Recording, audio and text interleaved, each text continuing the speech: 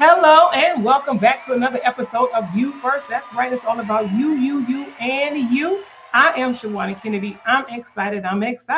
You already know your girl is always excited because we get to have some amazing conversations with some amazing people, which brings me to my guest, because this is one lady that understands the self-care, mental well-being, personal empowerment, all of the things as it relates to personal growth of who we are, who we get to be. Won't you help me welcome to the platform none other than my special guest for today, none other than Barbara Parker. Hey, Barbara. How you doing? Welcome back into You First, all things about self first. I know that we've had other conversations, right? We get to talk candidly on and off camera. You were very vulnerable. You were very transparent in another episode that we were able to share. So if you haven't, you need to go over there and make sure you are checking out that other conversation that we had, where she talked about family. She talked about what that look and that feel like for loss, right? Talking about the guilt and what those things look and feel like with your family when you experience a loss or someone that is on their way to transition. So that was very tender, even for myself, like I said, in real time, experiencing some of those elements right now, which, if I'm being honest with y'all, if I talk about it too long, y'all see me going to the ugly cry. That's how tender and close it is for me. So I want you to know that I'm sending you love. I'm sending you love because I know what that feels like. My dad, even just a couple years ago now. So I get it. I understand. But it's important for people to not forget about themselves, because we don't want people to pass on and then we say, wow, we wish we had done more. So much so, Barbara, let's get into it. This young lady has lost over 70 pounds. And it wasn't just the physical weight. We're going to get into talking about the mental weight. What does that look like when you release almost a person? It's almost a few pounds shy of a person. When you got to that number, because I know it's more than numbers. And for some people, right, to lose 20 pounds, they want to run down the road with no clothes on. To know that you were able to do that, because that's a great accomplishment. When you hit that number, because 10 pounds is a lot, right? Every 12 to 15 pounds, depending on how you're working out, that's an additional dress size. Hello, people. Let's just maybe bring it on home. So that means you lost several dress sizes, several pant sizes. What did that feel like when you was like, I am the stuff? And y'all already know the sugar honey iced tea is what I really want to say. How did that feel to you? I was surprised because I didn't get to the goal I thought I wanted, but my dress size was over half of what it used to be. But I was like, but I'm trying to get here. I still am only halfway to my goal. And, I had to learn not to listen to the scale. Yeah. Because even though it's a biometric scale, I'm expecting it to be like, oh, it's going to say I'm skinnier. And it's like, no, you gained 2 pounds. And then I go to the gym and they were like, oh, you looking more cut, more defined, more this, more that. And I'm like, no, let's talk about it. Yeah, because people don't realize and understand muscle weighs more than fat. I have been there, and I say, weight loss has been a part of my life journey. I was always heavy. I honestly didn't even start losing weight until after I had my first child. At my heaviest, I was 260 pounds. So I get that. So what did that look like? Was you like, man, I'm going on this shopping spree. They can't even say nothing to me right about now. Let's talk about it. Look, we talking about you first, right? Yeah. So it was hard because I didn't know, like my whole style dress had to change. The clothes that I was more accustomed to wearing didn't fit right. Going to the same stores, I couldn't find the things I liked because the material was flattering in one size and not flattering in the other side. So I went from a size 22 down to a 10, and it was a game changer. Part of being in the gym every day is there's mirrors everywhere. And I realized through working with my personal trainer that he'd be like, oh, look in the mirror. I'm like, I'll put my head towards the mirror and then I'll look to the floor. Because I just didn't like the sight of myself. I would see things I didn't like. And so a lot of times the clothes that I wear is for me to address that problem area that I don't like. Because if I see it every day, I'm going to get rid of it. So let's talk about the mirror. Let's talk about the mirror, not only physically, but you had to then begin to do some other self-work, right? When we think about not only physically, but like you said, all of this work, 10, 20, 30, 40, 50 pounds, you're still looking in the mirror and still was saying, no, something is, we're not done, we're not finished. It's where we have to have that healthy, talk about the self-talk, especially with what you get to do professionally in helping other people to heal, help people to overcome trauma, right? What some of you may not even know is that Barbara's a licensed therapist, and she get to have conversations with people as a living. That is actually her business. That is what she does, is to help people heal from the inside out so that we have more healthier adults and even young adults walking around because of dealing with trauma. And in some cases, we put on the weight by way of food and mental because of other things that are going on. So as we begin to shed those layers, talk to us a little bit about what that looks like, even with yourself, because now you've lost you've definitely lost a couple of children, a couple of babies. You lost a couple of babies by way of weight. If we were to weigh ourselves, what was that like? Why you not want to really do that mirror moment? Well, for me, I grew up with food being like the thing that you did to celebrate, the thing you did to comfort yourself, the thing you did just because you was bored. So by having a gastric sleeve, you only got like a banana's worth of room, and then immediately after you still have all this inflammation, which means you can't get food in. Yeah. So stress eating and drinking, you have to choose between what you want to eat and what you gonna drink. And so taking the ice out my cup, it was just all these different little things that I had to do because I may want ice cream, I may want steak. Both are not going in. And if I want wine I literally get maybe 3 sips of wine, a couple of bites of steak, and a spoonful of ice cream. So it's like choosing your battles. It made you prioritize. For somebody who had a food addiction, I had to prioritize what thing I was going to eat to feel better, which was a weird position to be in because, you eat until you just so stuck that you just like, all right, I'm good. But I had to learn that my body was actually, what's the word I'm looking for? Part of your body's response to stress has to do with it craving protein. So for me, I learned to do an oatmeal smoothie, which has protein, flaxseed, banana, because your body's also craving carbs, which is why you're like looking for the ice cream or something. All of that stuff is contained in a warm smoothie, which I know hearing warm and smoothie does not sound good, but it's actually delicious.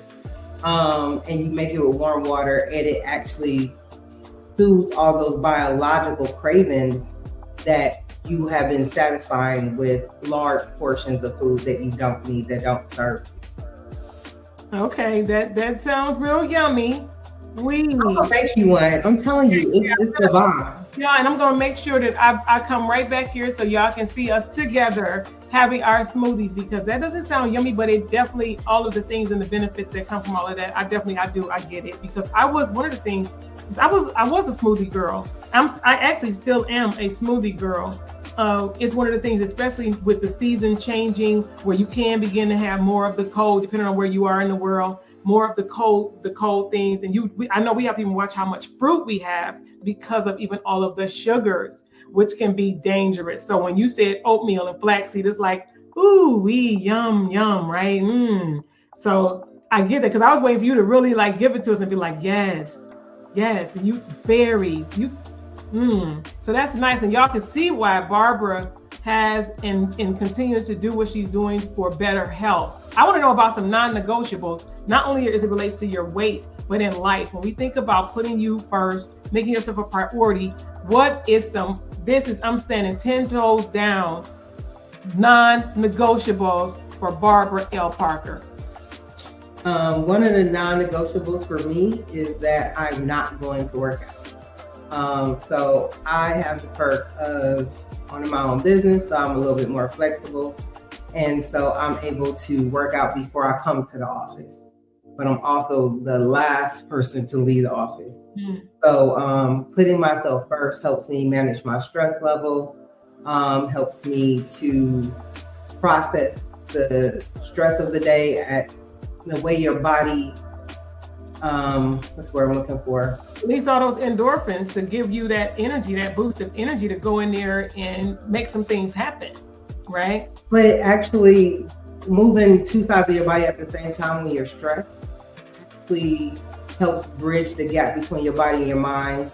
The cerebral cortex and the amygdala, it helps them talk to each other.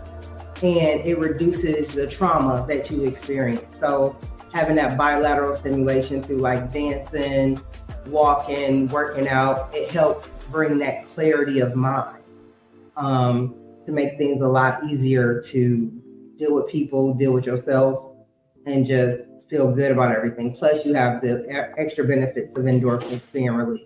Yeah, I love it. What is one of the questions that you often get time and time again when people have a conversation with you and then they find out what you do professionally? What is one of the questions that you get all the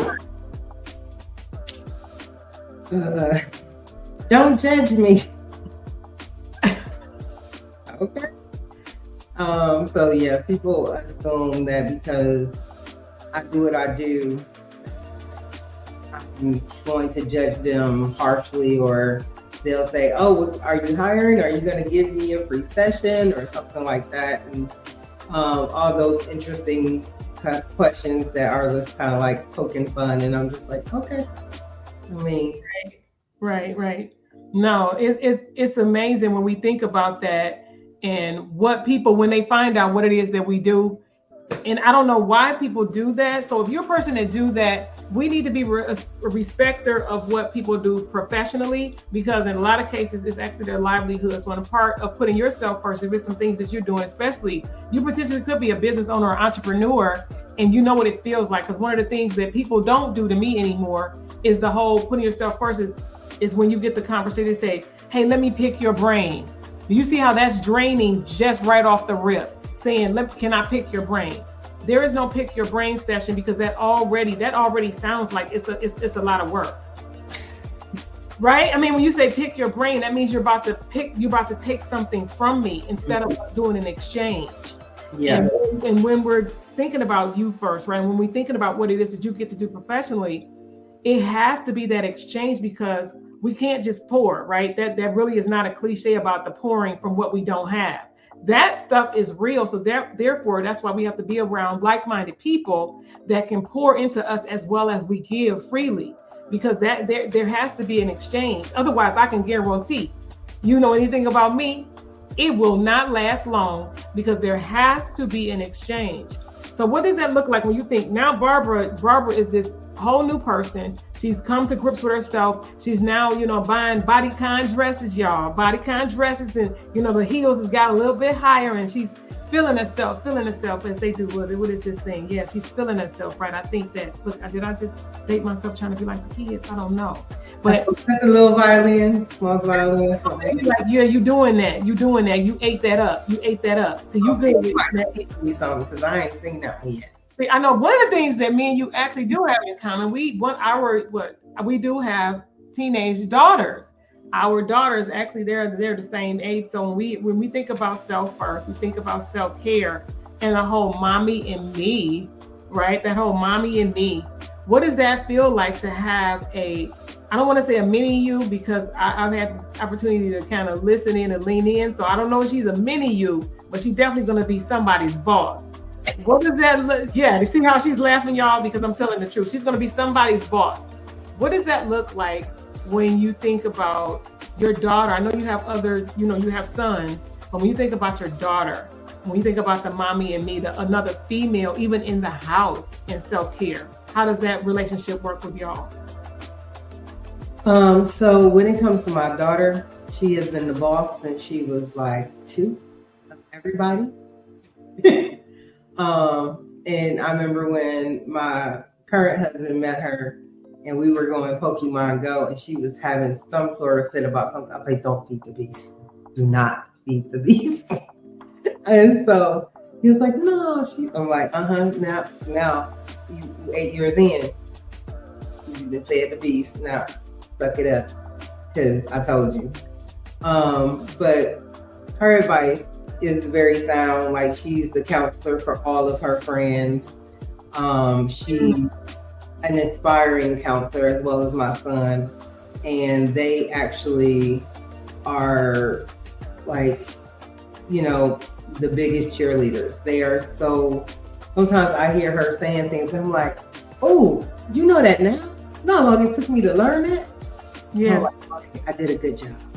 So, her, and she's in this phase of dating and all those good things. And the boys that she's picking to date are good guys. They're nice boys.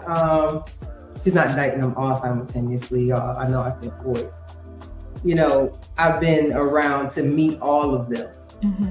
And the relationships lasted a lot longer, and I think it's because I taught her the skills of self-worth and how to have that hard conversation of knowing this is my boundary. I'm not going to cross it. Nothing you say. And she is, and so she is not. Nothing with her is going to be a suggestion. Yeah. She's going to bring you suggestions that she's the boss. No, I love it. And when we think about youth, when we think about our children, it is being okay to have those conversations, because sometimes not having the conversations is doing more harm than good by not calling a thing a thing. When you think about self-care and mental well-being, we have got to call it what it is, and not saying, because if you got a headache, your head is not just hurting. Something is causing your head to hurt, whether you had too much sodium, whether you didn't get enough water.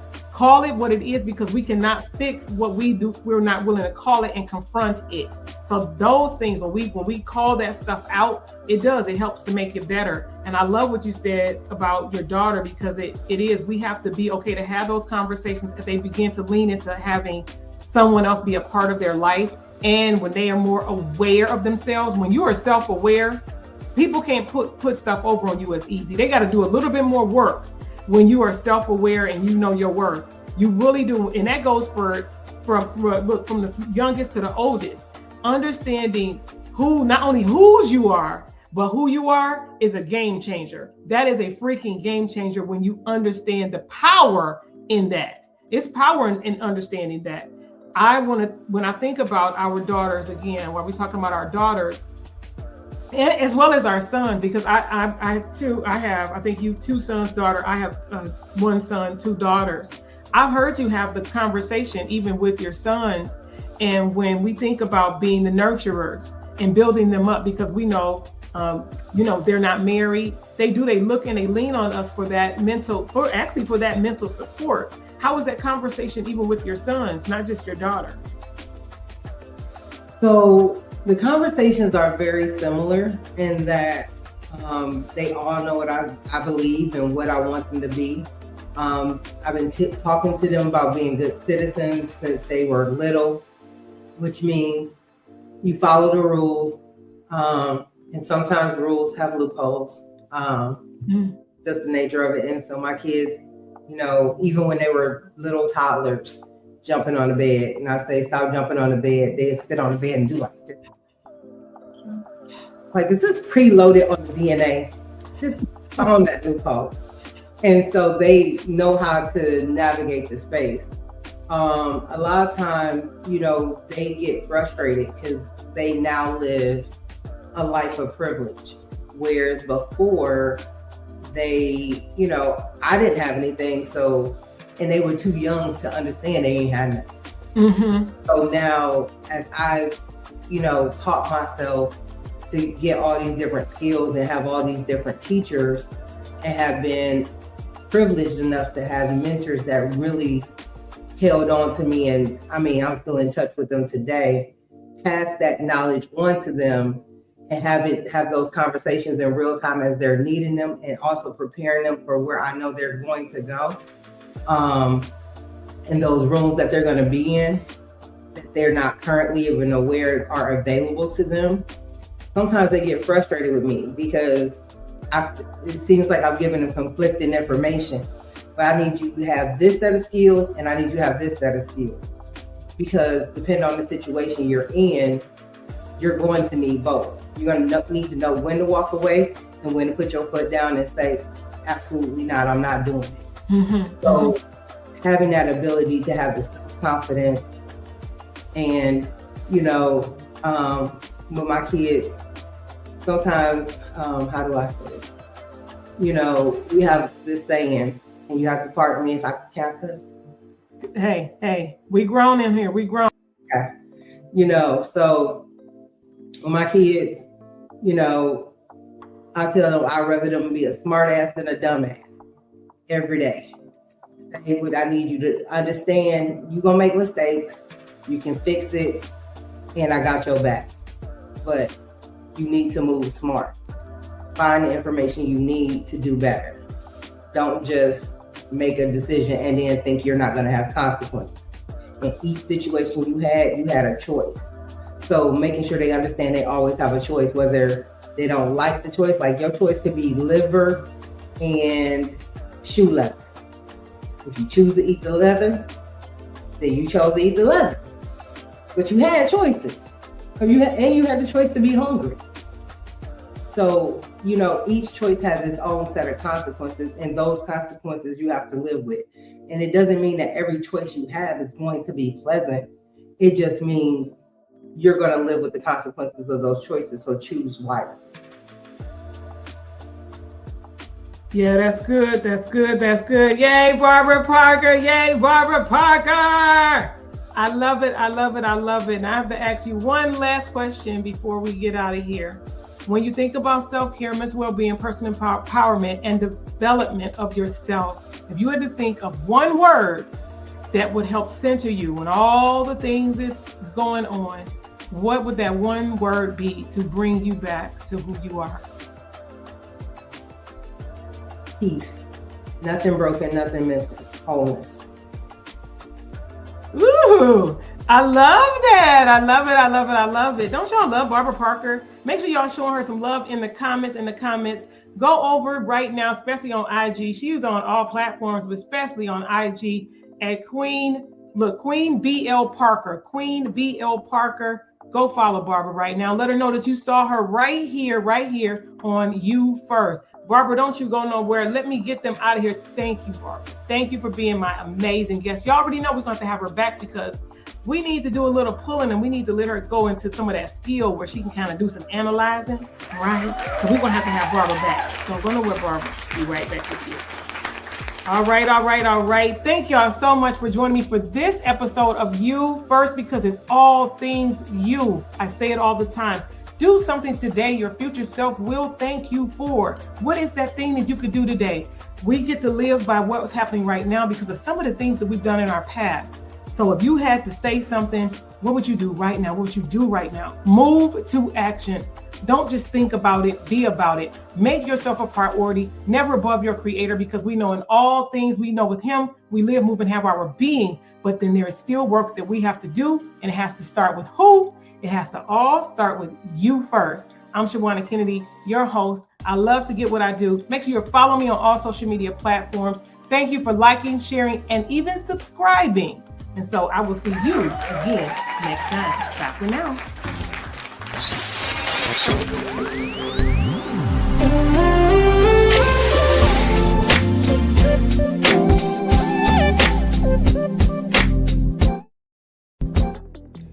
episode is brought to you by Kennedy Media and Entertainment, your premier video productions and digital visibility partner. Working with business owners just like you to be seen, heard, and paid by elevating your brand with high-impact video content, online visibility strategies, and expert social media management. Ready to stand out in your industry, on and off camera? Contact Kennedy Media today, and let's turn your message into a movement, because visibility isn't optional, it's essential. Contact KennedyMediaLLC.com, KennedyMediaLLC.com, and let's boost your brand's visibility. It's time for you to be seen, heard, and known for your expertise. Contact us today.